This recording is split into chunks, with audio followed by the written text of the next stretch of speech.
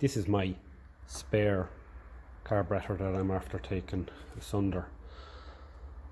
I can't get the throttle venturi out of the carb that's on the tractor,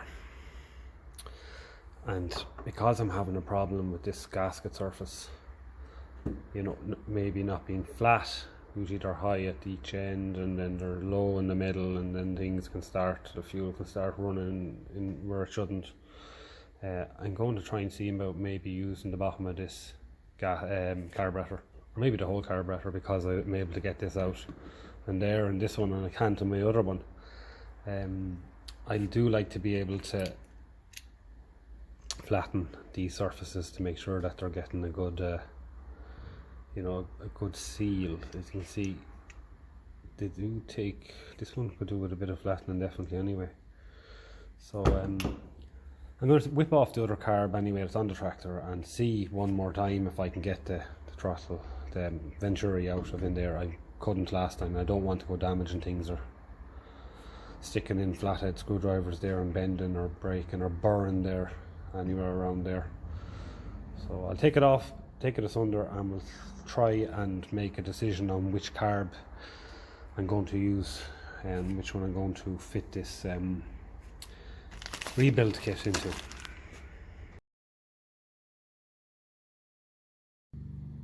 So I'm just sort of putting in the new throttle shaft and butterfly, and I just took out my O-ring set, and I'm just going, after putting in an O-ring in there, there's a little chamfer in there, and I'm going to push that into it. That might seal, so when she's sucking her air and her fuel through there, it's not going to be able to suck extra air in there. I'm after giving this a bit of a flattening as well. I'm aware there's a bit there in the middle that's a little bit low, but I didn't want to go much more. The gasket will take the rest of that out of it, so I'm going to rebuild the rest of this throttle shaft now with all the linkages. The gasket in this rebuild kit wasn't lining up great with these jets, so I had to do a bit of modification with it.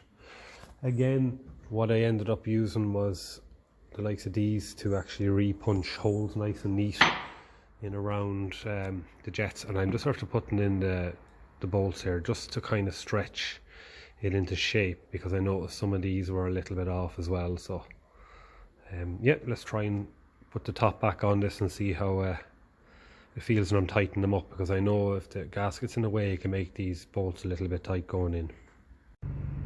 So that's it back together in one piece, everything blown out with carb cleaner and the air gun, new gasket in between the top and the bottom on top, and a new throttle shaft and butterfly, if I can do this with one hand.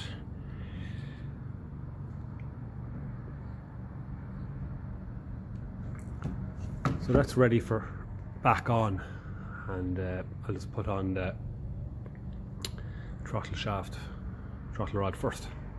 I'm also going to take off this extra tap, and I'm going to make up a flexible bit in between this pipe and that pipe.